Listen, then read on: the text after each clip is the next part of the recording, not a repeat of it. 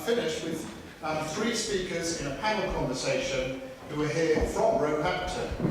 They've given me very short bios, probably because they are a home team. So if you don't know them, I'll give you their introductions. We have, furthest away from me, Professor Jérémie Gilbert, who's Professor of Human Rights in the faculty here of Business and Law at St Albans. And he specialises in the rights of minorities and Indigenous peoples, and his books include Natural Resources and Human Rights in 2018.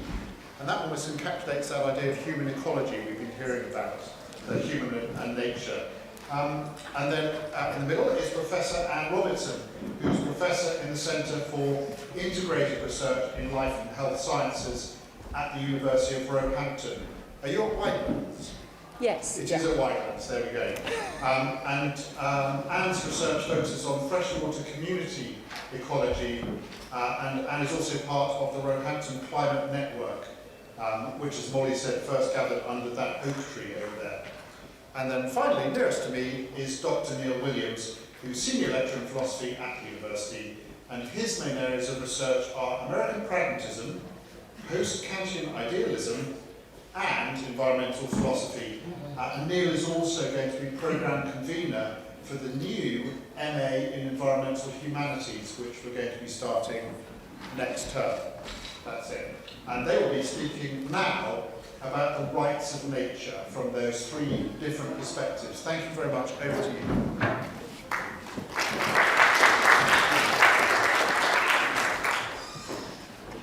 Okay, so let's start with an apology. We're sorry because we are at the end of the day and it's been very intensive, so hope you still have a bit of brain power. And second apology, I'm sorry I'm a lawyer, so you get it all there.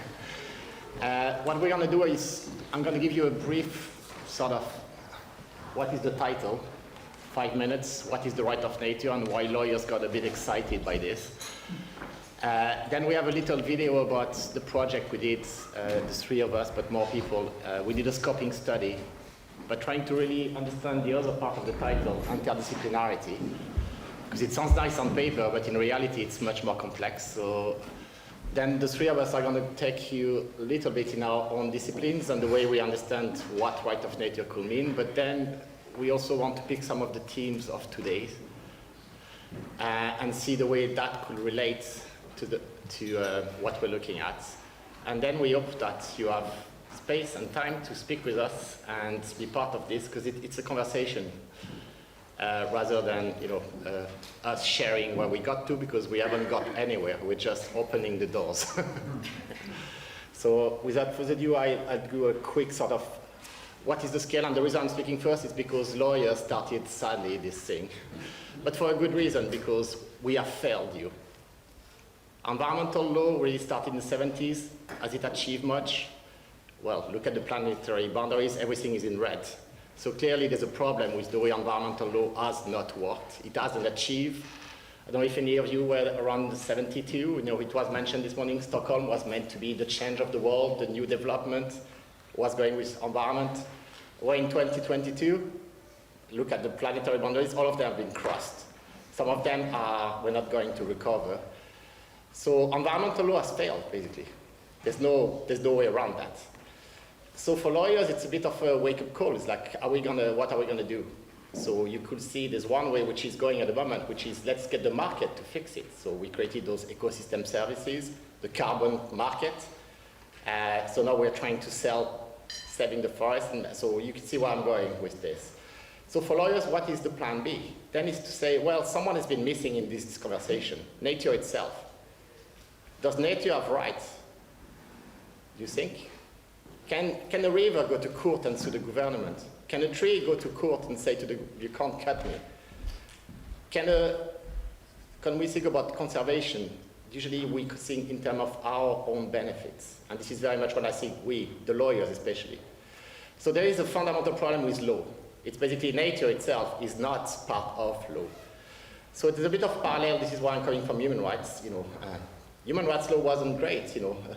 It started with not everybody was part of it, slaves, and then women only very recently, and then children. So there's also an argument to say, well, we need to add a new chapter to the right of nature. It's basically nature was never being granted, right? So where is the Universal Declaration of Nature? So it sounds a bit of a crazy idea, and it is a bit. Most of the lawyers, and especially judges, will react sort of, are you insane? What did you have for lunch? The answer actually has grown. So the movement on the right of nature has finally landed. It has landed in specific places. With New Zealand, I don't know if you heard about this, but the Maori have been really pushing the legal system. And now there's a river, there's a mountain, there is a forest that got legal personality. Then we're talking 2070, that moved very fast. Suddenly in Colombia, the Constitutional Court took very important decision. Again, they recognized the river, they recognized the Amazon. Then Ecuador put in the Constitution the right of nature, then Bolivia and Chile just a few months ago. Uganda has adopted a law that recognizes right of nature. And then in India, 2 decisions recognized rivers as well as having legal personality. Then in Bangladesh, all the rivers got the legal right personality. All what I'm describing is only in the last 2 years. So there is clearly something happening where suddenly the judges were laughing, sort of, this is insane, but now the other one actually putting decision that says, yes, that river has a legal personality. So there's a bit of a catch there. There's a legal personality, which is basically we recognize a river like a corporation. There is a real danger there, and I will talk more about the danger there. That is really serious. But also, the reason I'm giving you this overall vision of what's happening, there is something which is troubling. Where is Europe? Where is the right of nature in Europe? So this is basically what I started and created a team to think about this. Where is Europe going to be playing? But also I realized it can't be only lawyers. It's a disaster. When lawyers are the only one making those laws, it's never a good story. So we need to have a real approach to, what about the ecologists? What do they have to say? What about philosophy? Because if we say nature is right, going to court means, are you a sentient being? Do you have feelings? Can you express yourself? What do you defend? So it's a very philosophical, ethical issue there. But there's also a question of economy. There's no states in the world that say we recognize the right of nature. Even in New Zealand, they did a driver's outcome analysis on to what extent the river will have right and what will be the impact on the society. So you need to bring on board the economists. And I could go on. Actually, it's endless the number of disciplines you need to have in this discussion. So that's a bit the journey we've been ongoing. And I'm going to share with you a little animated video we produced as a result of the project.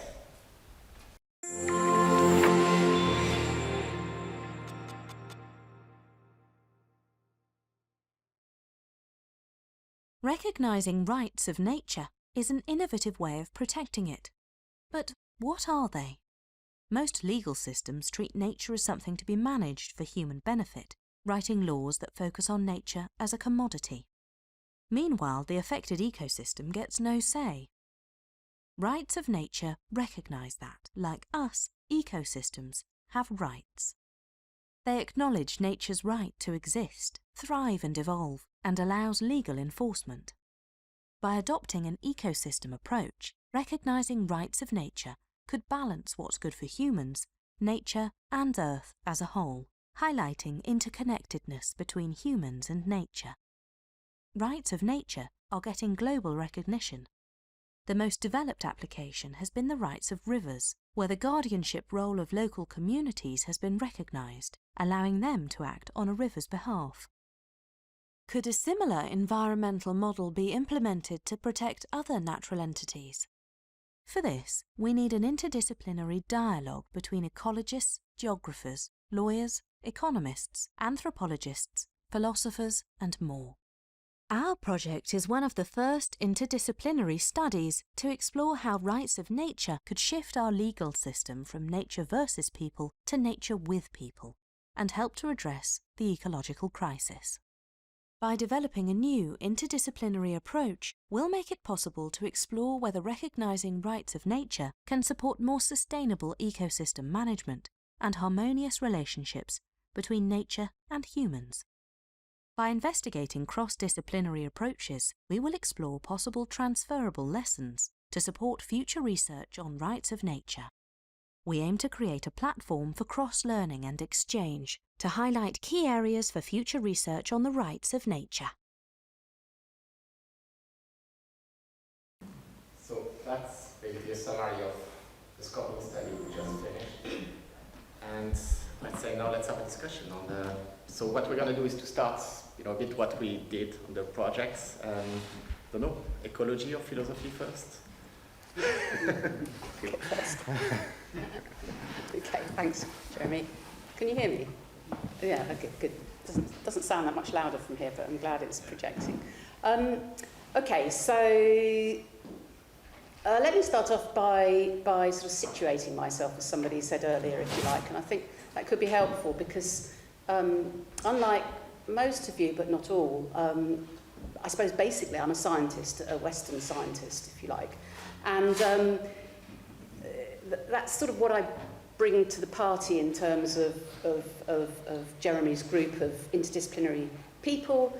I bring, if you like, the scientific method, which involves developing questions. I think everybody does that, creating hypotheses and then attempting to test those hypotheses. And I suppose what I really bring is wanting to provide the underpinning evidence, if you like, for whatever it is that's being talked about, in this case, rights of nature, but it could be other questions as well, of course. Within that, as Nick said, I'm a freshwater community ecologist. What ecologists do is look at interactions between organisms and their environment, and indeed within different species of organisms as well. So what I discovered as we were going through this process is that I'm very comfortable with the rights of nature approach because it's like ecology in a way, in the sense that it's a very connected approach, it's a very holistic approach, and as an ecologist I'm very familiar with that. So we look at the whole system, if you like, as ecologists, and elements within that, and so does rights of nature. So that's all well and good. But when we had a little bit within the project where we went off to our separate disciplines and looked to see where those disciplines were regarding rights of nature. And when I went off to look at ecology, environmental science, if you like,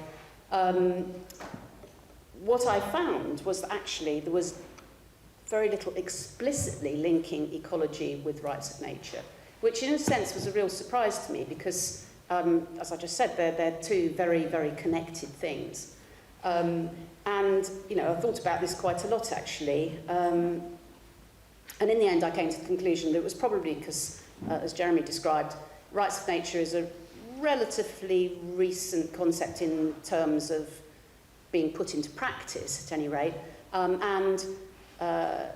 If you are going to, for example, give a river rights, if you like, and try to enact those rights, then there'll be a lag time between that process and being able to measure, and the science is all about measuring after all, being able to measure change in the system. And so I suspected that was probably why there was little about rights of nature and ecology at the current time, although there is some.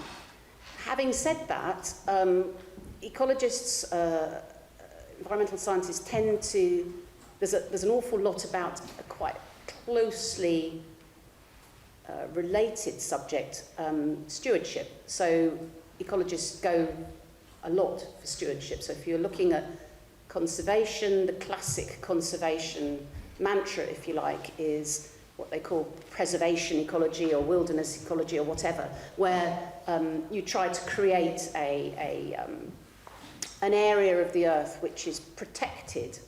Humans are acting as a steward, and they're protected to the extent where humans are specifically excluded. Okay, so that's an interesting point, really. And a good example of that are for example, the US national parks, plenty of other parks too.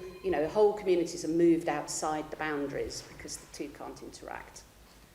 And environmental sciences is very familiar with that approach, although more recently, of course, there have been attempts, more than attempts actually, there has been an idea of getting a sort of discussion going around human-earth interactions, if you like. Really good example of that are the SDGs that somebody talked about, Sustainable Development Goals, which somebody talked about earlier. Although they still have, again, as was mentioned earlier, which is quite a good introduction really, they still have what you could call a fairly growth-insistent narrative. I can't remember which one it is now, but there's one that explicitly says, it talks about growth. So in terms of development. So that's sort of tricky if we're trying to be sustainable, taking us back. Okay, and there's other, apart from the SDGs, the EU has started also to get this sort of human-earth interaction going. Water Framework Directive, of course, is a very important example of that. But as Jeremy was saying, one of the most interesting things I think is that so far, most, not all, but most of the happenings, if you like, of rights of nature have been in the context of Indigenous communities and so on, which is fascinating, but as Jeremy says, what about Europe?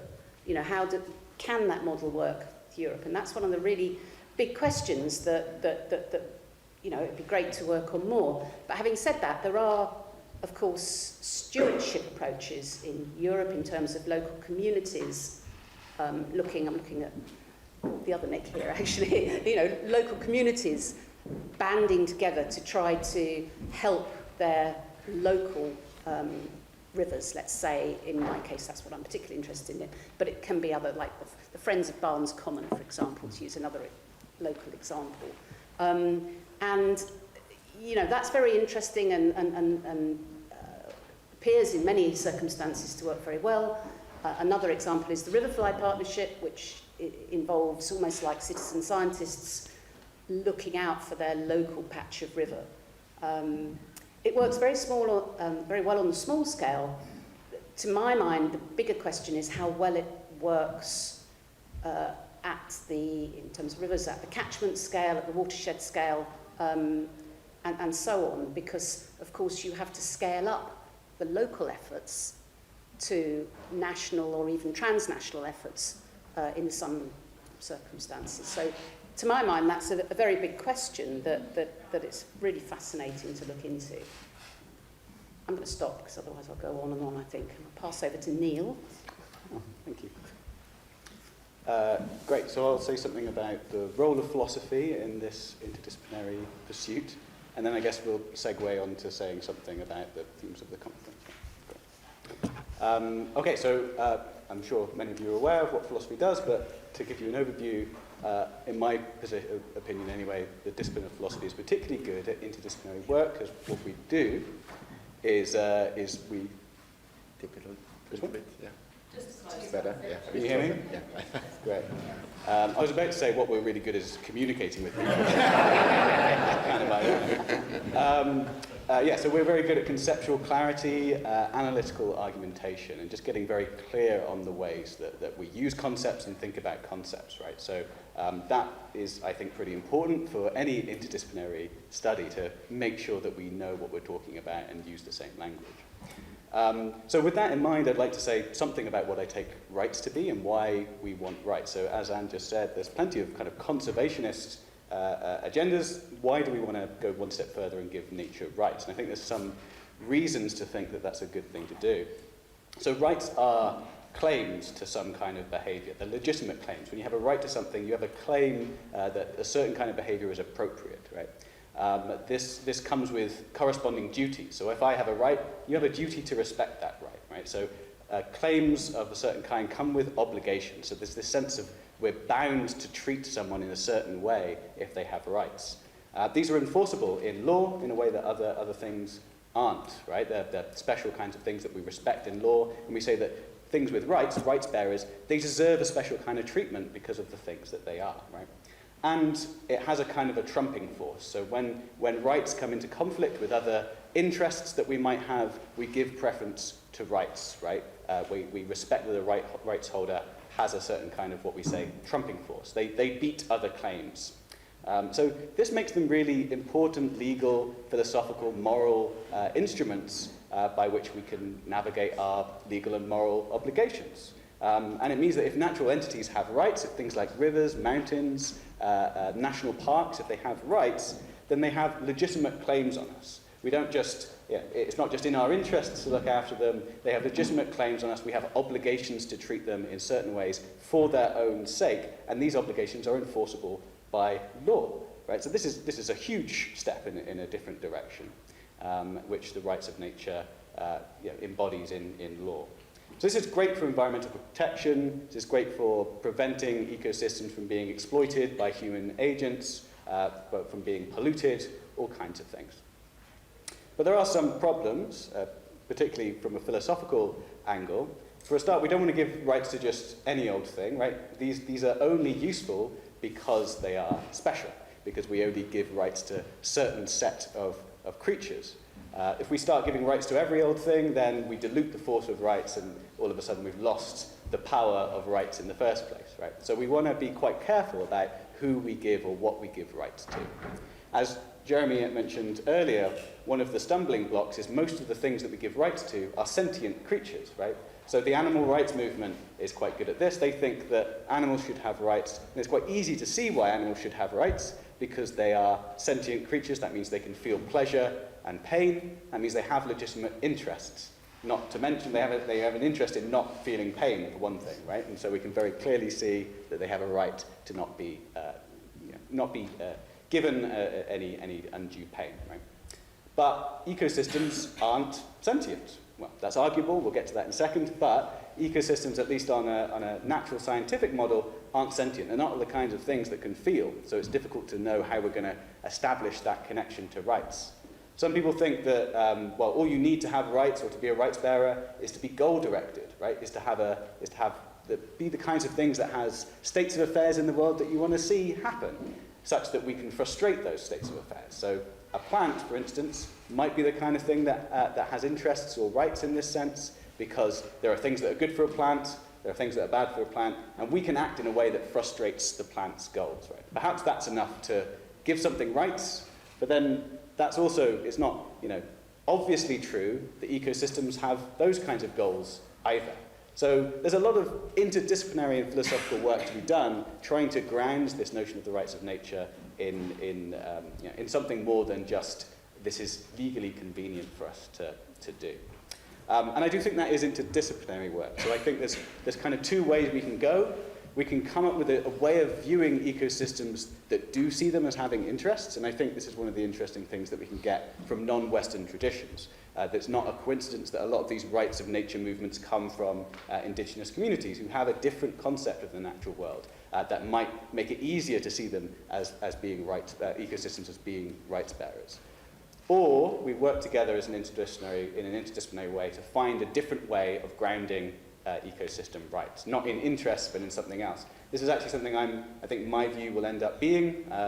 I think really what we're doing when we're enshrining rights in law is enshrining our natural attitude of respect for ecosystems. So I think we have, it's a moral attitude that we can adopt towards ecosystems, it's an appropriate attitude that we should adopt, and when we enshrine rights of nature in law, we're just acknowledging that, the appropriateness of that attitude.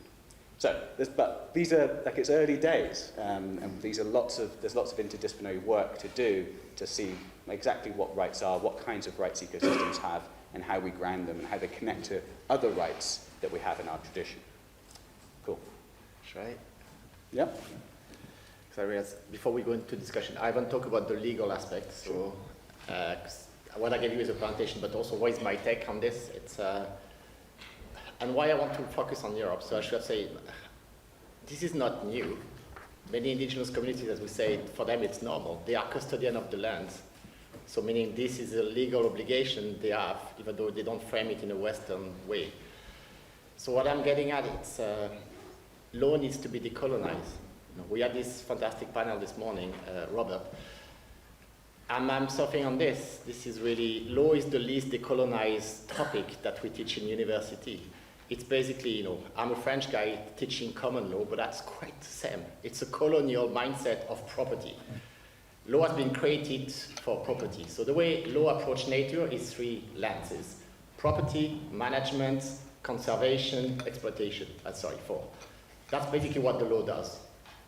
Nature is not there. So what I learned with indigenous communities, this is not, they don't call it law, but there's actually a respect, a spiritual connection that is so important. If you break this, not only you're going to be in trouble with the community, but you're going to lose yourself being as an individual part of that community.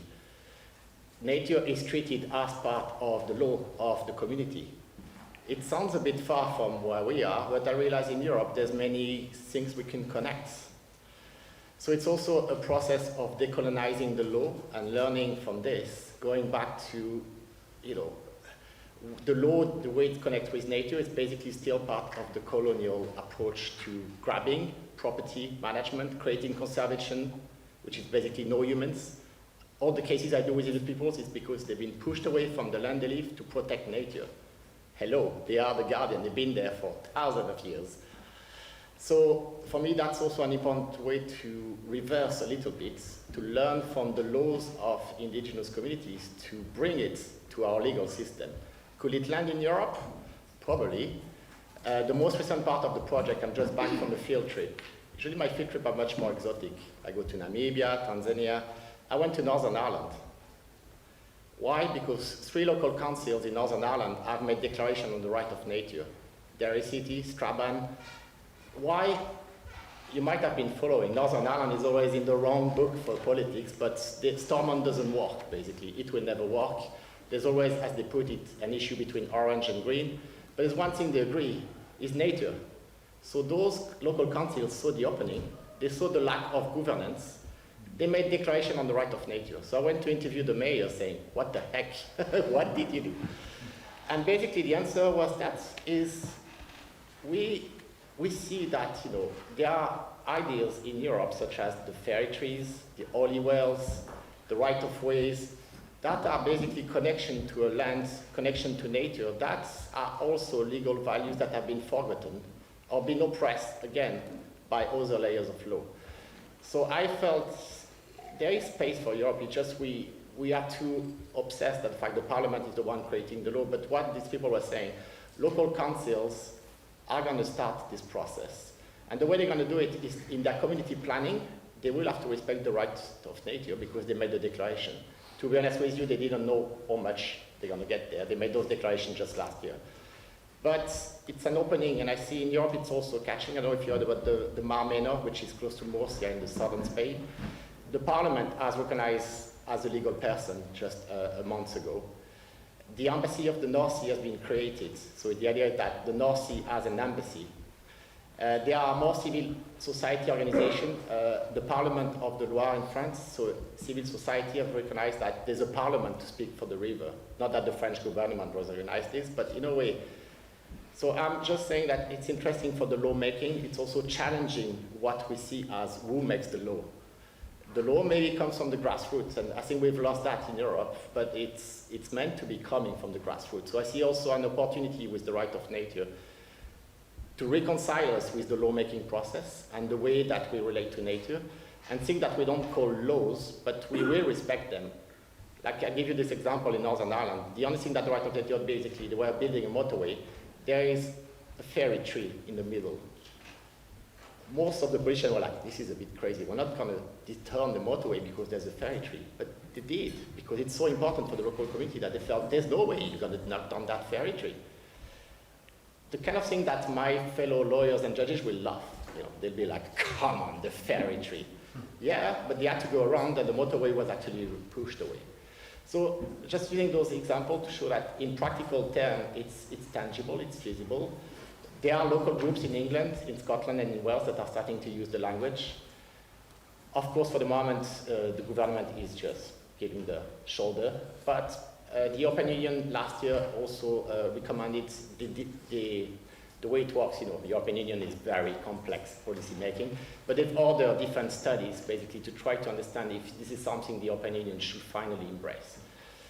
Sadly, so far, the report has been done by a very old-school black-letter law lawyers, those lawyers that basically still think that weeds are important, that say that we have the best protection in Europe, we have the Aarhus Convention, and they feel this is good enough. So now we're trying to challenge this. Yeah, so sorry I'm talking again too much, but just to give you a sense that in terms of the law as well, it's a very important decolonization of the way we understand law. Could nature go to court? This is why I need people to help me with this, because sentient, not sentient.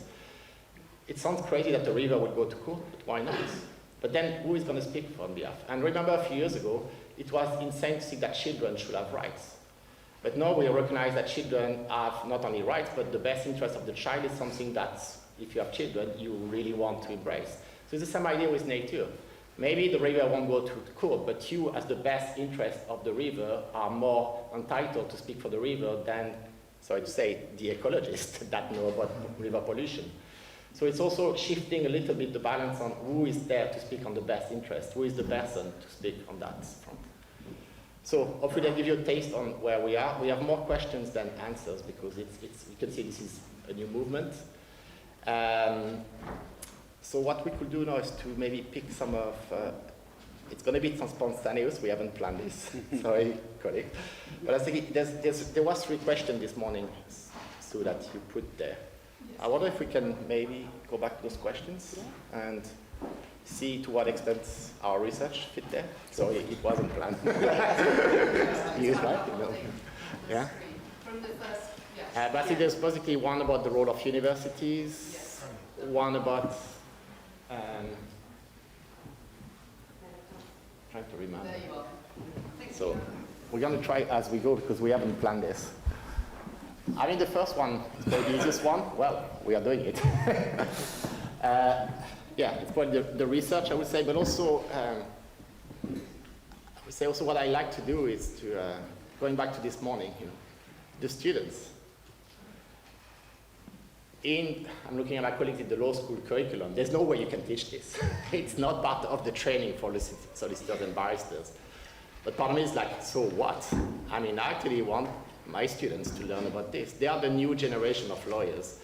If they're not aware of the colonial mindset of the law and connection with property, we are failing them.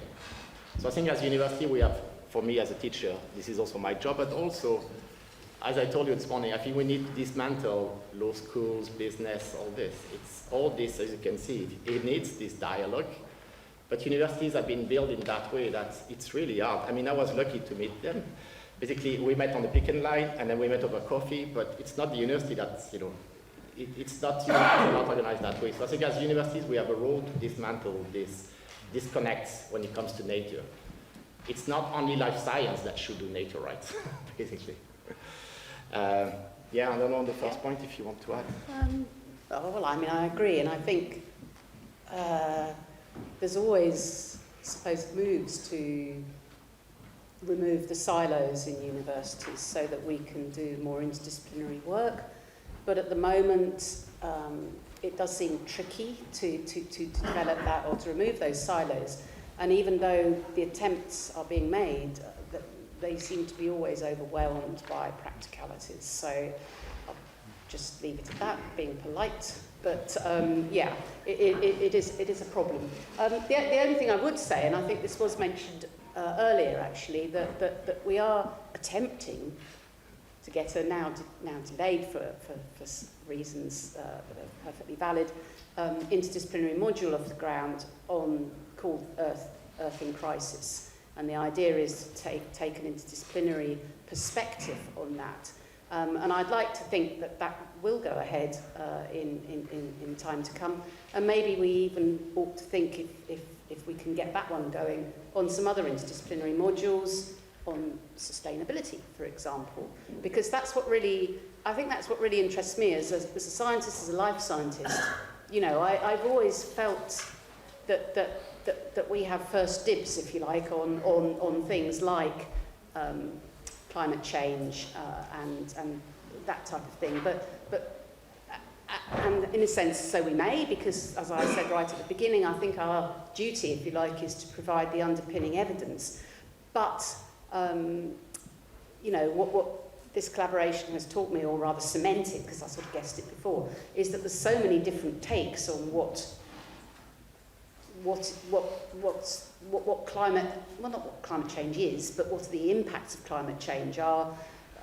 What is sustainability? How do we address that? You know, I mean, it's a completely, you know, you ask, you know, 5 people from different disciplines and you'll get 5 different answers, all hopefully coalescing in the same arena. And I think if we can sort of try and capture that somehow, then, you know, job done as a university. I think how you do that, though, is a very difficult, tricky situation. Sorry, I'll stop. Yeah, I'm not sure I have too much to add. I think interdisciplinarity is really, really important. I don't think this project could work without interdisciplinarity. I don't think we can do anything about the climate emergency without some degree of interdisciplinarity.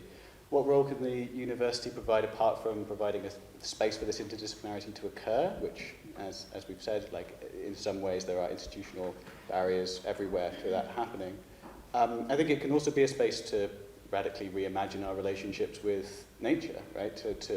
It's not just research in the academic sense, in the treading kind of academic grounds. It's a space for us to really think creatively about our relationships. And obviously, I think this because I'm a philosopher, but this is a really important role for the humanities to do. Like that's the job of the humanities in this area. All of the humanities is to creatively imagine how we are related to the environment, because we're not going to solve this by continuing with the same behaviors that we've been doing for the last 50, 100 years. We're going to have to radically reposition ourselves in relation to nature, and we're going to have to do it quickly. So something about like being able to creatively do that is really important, I think.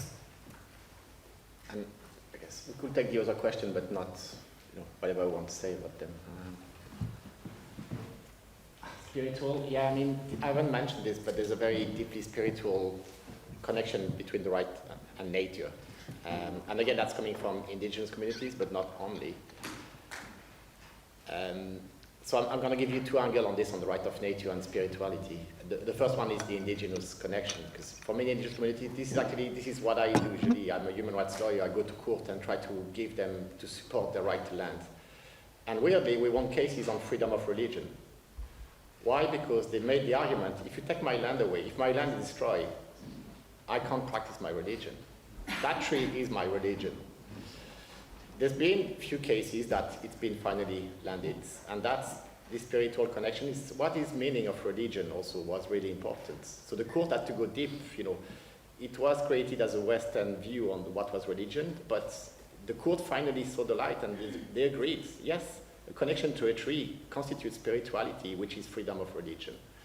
The case is 2017, it's not that old, from the African Court of Human and People's Rights. So that's one angle. The other one on spirituality, I should have said, there's another movement in the US on the right of nature that comes from Thomas Berry, I don't know if you came across that name, The Great Transformation, which talks about Earth jurisprudence. So the idea that, you know, jurisprudence is this fancy term that lawyers use, which is the creation of the law by precedents that create a philosophy of the law. It's the idea that we are a community of being, and that therefore nature, of course, is part of that community. So that's also part of the spiritual approach to the right of nature. So if you're interested, you know, just Google Thomas Berry, Great Transformation. And the US is really going strong on that angle, and there's been 120 declarations by local council that are surfing on this. The last one on the ethic of consumption, yeah, because again, it's the law so far, going back to the point, sustainable development. I'm going to be honest with you, I've become very allergic to the word sustainable. I don't even use it in my teaching, and if I do, I really explain to the student there's a real problem with this, because the way it's been used, it's not about sustainability, it's about more market approach to nature. This is what I mean. We are in this nonsense situation of the carbon market, which for me there's no other way. It's a nonsense, where we create values for trees that people can buy that they're not even there. So we create those markets. This is what people call sustainability. So I'm becoming a bit careful with this, and I think what also because why? Because nature is not there to say what is sustainable for nature. So again, this is the right of nature lens might challenge what we understand as sustainable, because sustainability is very much seen from the human perspective, what is sustainable for us, for the next generation of us, but not really for the planet itself. even though we ask those questions, but not so much in the law. So yeah, that's my take on those two questions. Yeah, I wanted to follow up on that because I think that's absolutely right. And I think rights of nature, so I think I'm also a bit allergic to the idea of sustainability, but I think there are weak and strong ways of interpreting it. Like on a weak account of sustainability, of course everyone agrees, right? Like we need to manage our natural resources in a way that makes them, we can continue to use them in the future, and so can future generations of humans. Very difficult to disagree with that. And that's why everyone can kind of get on board with it. But on a more radical interpretation of sustainability, it's not just humans that we have to take into account when we're thinking about future generations. It's also future generations of non-human animals and future generations of ecosystems. And that becomes a much more radical idea that might challenge our current ways of behaving. On the one model, we really don't have to change anything at all, and we have a certain kind of faith that technology is going to pick up the slack, and we're going to come out of it with basically the same kind of lifestyle as we have now. On the other view, on the more radical view, then we're really going to have to reevaluate our everyday behaviours, large-scale habit change. Right? And I think the rights of nature encourages us to think in a more radical way, because it means that it's not just humans that have a stake in the future, it's also non-human animals and ecosystems. And when we think like that, then we really have to be a bit more radical in our thinking about sustainability. So yeah, like you, I find I'm suspicious of the notion, but I think we can use it to be more radical. Just to say something about spiritual values, I think one thing, I think it depends on what we mean by spiritual values in a way, whether they have to be attached to a particular kind of religion, an established religion. I think one of the interesting things I found when we worked with rights of nature advocates is almost exclusively they all had what I would call a spiritual connection to nature, even if they didn't establish that within a systemic religious belief. So they all felt like there's something more important than themselves that they had to respect. And I think we can all agree on that. Well, don't worry, I don't want to say very much more, because I think everyone's going to fail. But I just want to pick up on the second point. Spiritual values inform our pro-environmental behaviour, and this is something actually that Molly was talking about earlier, or rather she was asking, how is it for people with faith? Well, I don't have a faith in the sense of a sort of classic religious faith.